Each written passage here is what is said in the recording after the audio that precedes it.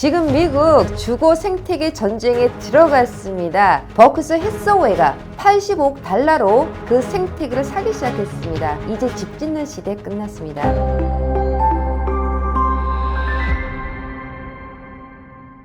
안녕하세요, 김혜지입니다. 많은 사람들이 이제 미국 부동산 시장 침체 아니냐고 합니다. 모기지 금리는 여전히 높고 거래량 줄고 있고 중산층은 점점 집 사기 어려워지고 있습니다. 그런데 희한하게 지금 버크셔 해서웨이가 미국 대형 건설상인 텔러 모리슨을 약 80억 달러 규모로 인수하기로 했습니다. 시장 분위기는 침체처럼 보이는데 세계 최대 자본 중 하나는 왜 하필 지금 주택 공급 시스템에 들어오기 시작할까요? 이미 지난 영상에서도 여러 번 다루었지만 최근 몇 년 동안 일본 건설사들이 미국 진출을 확대하고 있고 기관 자본이 단독주택 시장에 진입하고 있습니다. 그리고 빌드 투 렌트와 제조주택 시장이 커지고 있고 공급 규제도 계속 완화되는 흐름이 이어지고 있습니다. 그리고 지금 실제로 미국의 거대한 자본이 미국 주택 공급 시스템 자체를 사들이기 시작하고 있습니다. 지금 일어나고 있는 이 모든 흐름은 이제 미국 부동산 시장에서 더 이상 집값 경쟁이 아니라 공급 시스템 경쟁, 운영 시스템 경쟁, 주거 생태계 경쟁이 시작되고 있다고 볼 수 있습니다. 앞으로 누가 미국의 주택 공급을 장악할 수 있는가? 누가 장기적으로 운영 가능한 시스템을 가지는가? 누가 미래의 주거 인프라를 선점하는가의 경쟁이 이미 조용히 시작되고 있는 신호로 볼 수 있을 것 같습니다. 지금 미국 부동산 시장의 진짜 문제는 운영 비용의 폭증입니다. 예전에는 집을 사면 가장 큰 부담은 모기지였습니다. 근데 지금은 보험료는 계속 오르고 있고 HOA 비용도 증가하고 있고 공사비와 유지보수 비용도 상승하고 있습니다. 특히 플로리다 같은 지역에서는 서프사이드 콘도 붕괴 이후로 안전규제의 강화와 적립금 규정 강화가 이어지면서 많은 HOA들이 갑자기 막대한 특별 부담금을 부과하기 시작했습니다. 그리고 지금 미국 전체적으로 보험 시장이 불안하고 유지비와 인건비가 증가하고 재산세 부담은 과중되고 모기지 장기화 가능성도 동시에 겹치고 있습니다.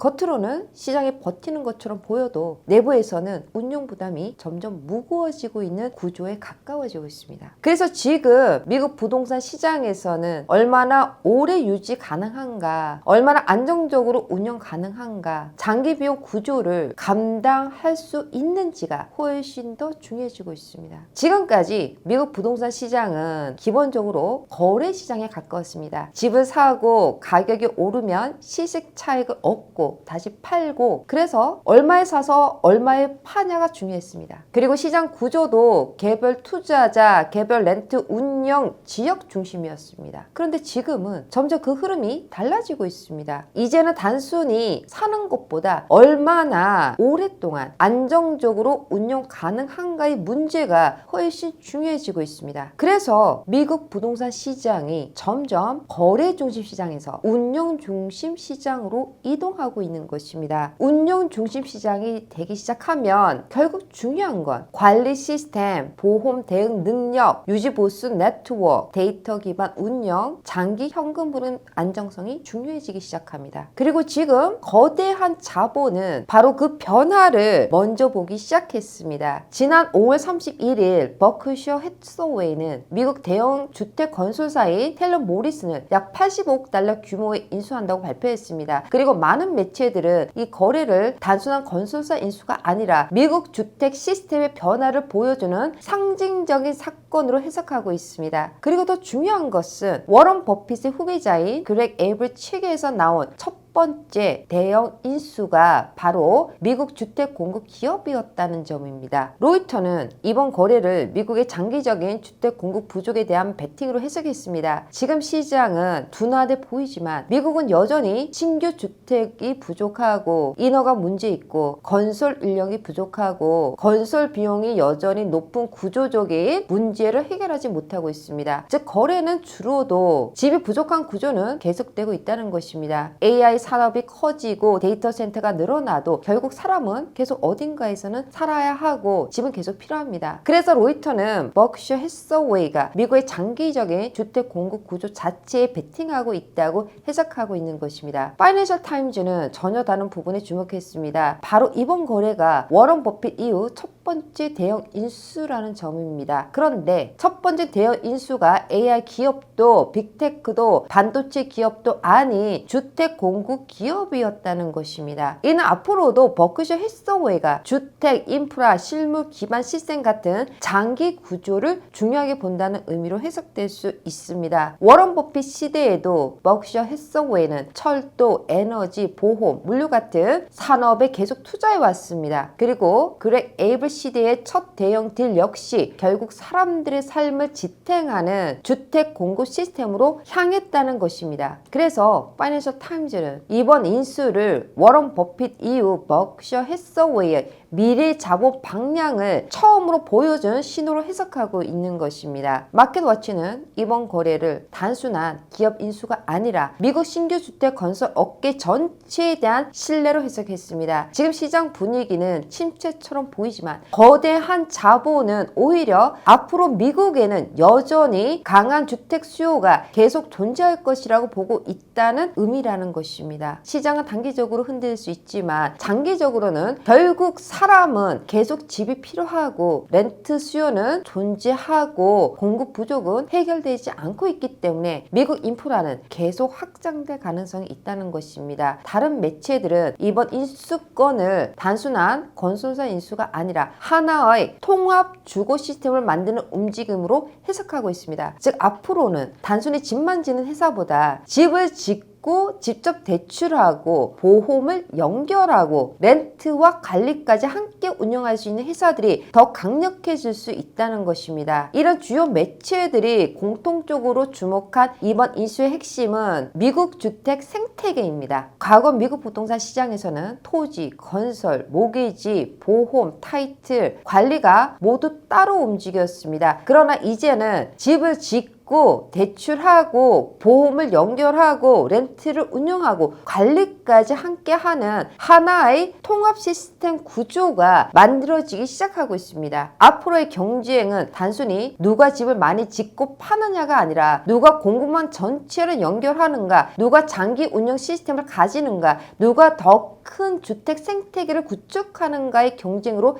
이동할 수 있습니다. 그래서 이번 인수가 아주 중요한 의미를 가지고 있는 것입니다. 이건 건설사 인수 차원이 아니라 미국 주택 시스템 자체가 거래 중심 시장에서 통합 운영 시스템 시장으로 바뀌기 시작하는 첫 번째 실제 사례입니다. 그리고 여기서 굉장히 중요한 것이 있습니다. 버크셔 해서웨이는 이미 미국 최대 규모의 제조주택 회사인 클랜턴 홈을 2003년에 인수하여 운영하고 있습니다. 클랜턴 홈스는 공장에서 주택을 대량 생산하고 금융까지 연결하여 비교적 저렴한 가격으로 공급하는 미국 대표적인 제조주택 플랫폼 기업입니다. 특히 클랜턴 홈은 단순히 집만 만드는 회사가 아니라 제조주택을 생산하고 주택, 금융, 토지 개발, 커뮤니티 운영까지 연결된 구조를 가지고 있습니다. 이미 오래전부터 버크셔 해서웨이는 대량 주택 공급 시스템에 투자해 왔던 셈입니다. 그래서 이번 테일러 모리슨 인수권을 보면 기존 클랜턴 홈의 제조주택 시스템과 일반 단독주택 공급 시스템까지 하나로 연결하려는 방향으로 해석되고 있습니다. 그리고 버크셔 해서웨이는 건축 자재, 보험, 철도, 물류, 에너지 같은 기반 산업들을 가지고 있습니다. 결론적으로 버크셔 해서웨이는 사람들의 생활과 공급망을 움직이는 핵심 인프라에 지속적으로 투자해 온 회사라는 것을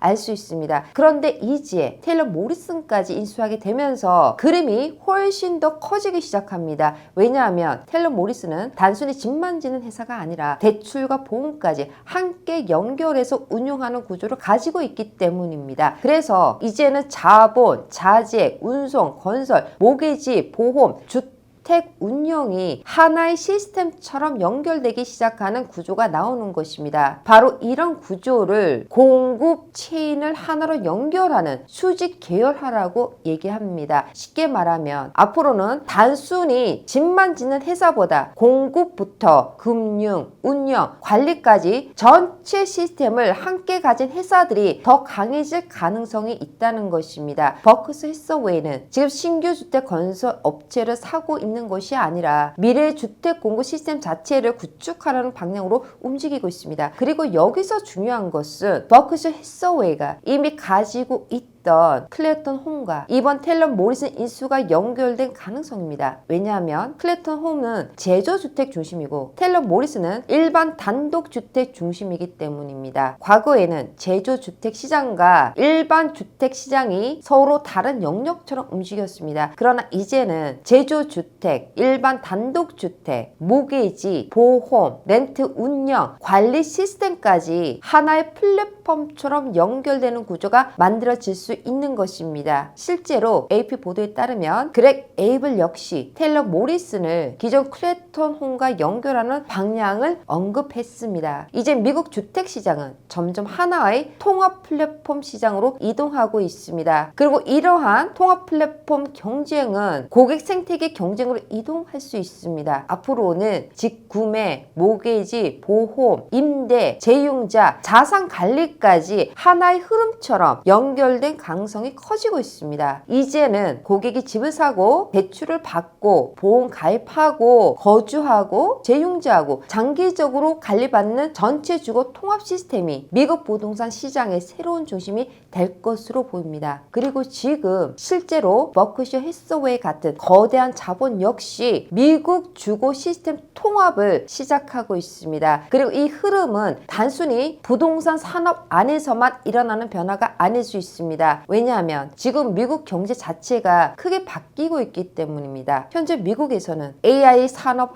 데이터 센터 증가, 제조업 리쇼링, 물류 산업 확대 같은 변화들이 동시에 일어나고 있습니다. 그런데 결국 이 모든 산업이 성장하려면 반드시 필요한 것이 있습니다. 바로 사람들이 살 집, 장기 렌트 시스템 유지 가능한 커뮤니티입니다. 데이터 센터가 들어와도 사람이 필요하고 공장이 들어와도 직원들이 살아야 하고 물류 산업이 커져도 결국 주거 수요는 함께 따라오게 되는 것입니다. 따라서 앞으로 미국에서는 단순히 어디에 산업이 들어오느냐 이것보다 그 산업을 받쳐줄 주거 시스템을 누가 공급할 수 있는가 이것이 더 중요해질 가능성이 있다는 것입니다. 그래서 지금 거대한 자본이 미래 산업 구조를 유지할 수 있는 주거 인프라 자체를 보기 시작하고 있는 것입니다. 이 흐름이 계속된다면 앞으로 가장 중요한 변화는 아마도 미국 건설사의 정의 자체가 바뀔 수도 있는 것입니다. 과거에는 집을 짓는 회사, 집을 파는 회사, 대출하는 회사, 관리하는 회사가 모두 따로 존재했다면 앞으로는 미국 건설사가 점점 하나의 주거 플랫폼 기업이 될 가능성이 커지고 있습니다. 앞으로는 단순히 집을 짓고 끝나는 것이 아니라 토지를 확보하고 자재를 공급하고 주택을 건설하고 모기지를 대출하고 보험을 제공하고 임대 운영하고 장기 관리까지 하나의 거대한 플랫폼 안에서 움직이는 구조가 만들어질 수 있게 되는 것입니다. 그리고 여기서 한 가지 더 중요한 것이 있습니다. 앞으로 미국 도시들의 경쟁 방식 자체도 바뀔 가능성이 커지고 있습니다. 과거에는 어느 집값이 더 오르느냐, 어디에 사람이 더 몰리느냐 이것이 중요했다면 앞으로는 점점 어느 도시가 장기 자본을 끌어올 수 있는가, 어느 도시가 대규모 공급 시스템을 유지할 수 있는가, 어느 도시가 운영 효율을 만들 수 있는가가 더 중요해질 수 있습니다. 왜냐하면 앞으로 주택 공급 시스템은 점점 더 대규모 자본, 장기 금융, 보험 시스템, 데이터 기반 운영, 플랫폼 구조에 의존할 수 있기 때문입니다. 앞으로는 단순히 인기 있는 도시보다 자본이 오래 머물 수 있는 도시, 장기 공급 시스템이 가능한 도시, 플랫폼 운영 효율이 나오는 도시가 더 강해질 수 있을 것입니다. 그래서 버크셔 해서웨이와 텔러 모리슨 같은 기업들은 앞으로 인구 유입이 지속되고 규제가 비교적 완화되어 있고 대규모 공급이 가능하고 산업과 일자리가 계속 들어오고 있는 지역, 장기 렌트 수요가 유지되고 토지 확보가 가능한 지역 지역들을 선호할 것으로 보고 있습니다. 따라서 앞으로는 집값이 오르는 도시보다 플랫폼 운용이 가능한 도시, 장기 공급 시스템 구축이 가능한 도시가 더 중요해질 수 있습니다. 그리고 지금 벌어지는 변화들은 미국 부동산 시장이 단순한 직거래 시장에서 주거 플랫폼 시장으로 이동하기 시작하는 초기 단계일 수 있습니다. 그렇다면 앞으로 투자자들에게 가장 중요한 건 무엇일까요? 이제는 단순히 좋은 매물을 찾는 것보다 어떤 시스템과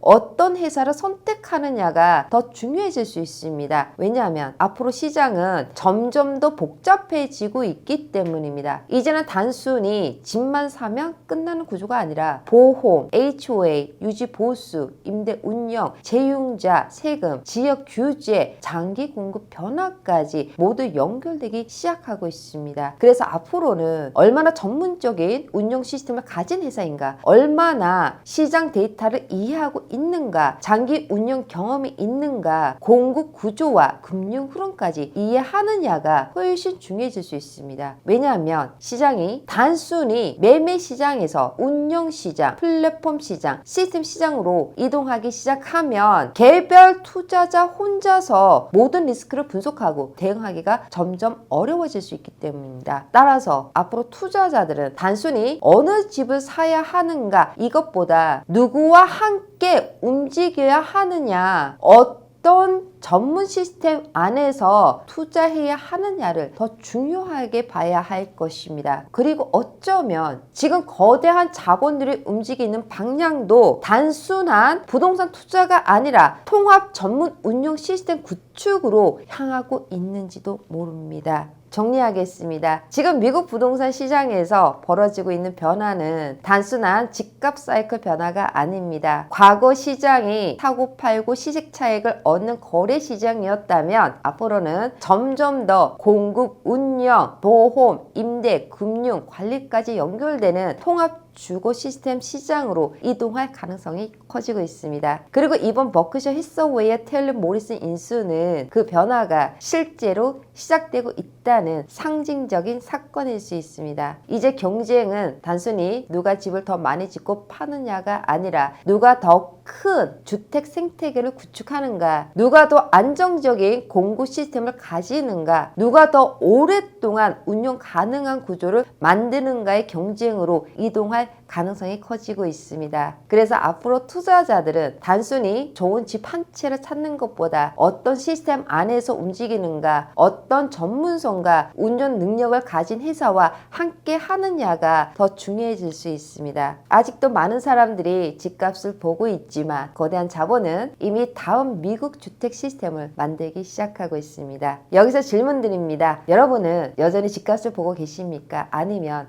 전문성과 통합 운영 시스템을 보고 계십니까? 여러분의 의견을 댓글로 남겨주시면 감사하겠습니다. 이제 미국 부동산 시장은 집을 사고 파는 시대를 넘어서 누가 사람들의 삶을 운영하는가의 경쟁으로 들어가고 있는지도 모릅니다. 오늘 내용이 도움되셨다면 좋아요, 구독, 알림 설정 부탁드립니다. 감사합니다. 미국 부동산 전문가 김효지 대표의 5번째 도서, 금리의 시대가 끝나고 구조의 시대가 열린다. 미국 부동산 트렌드 2026.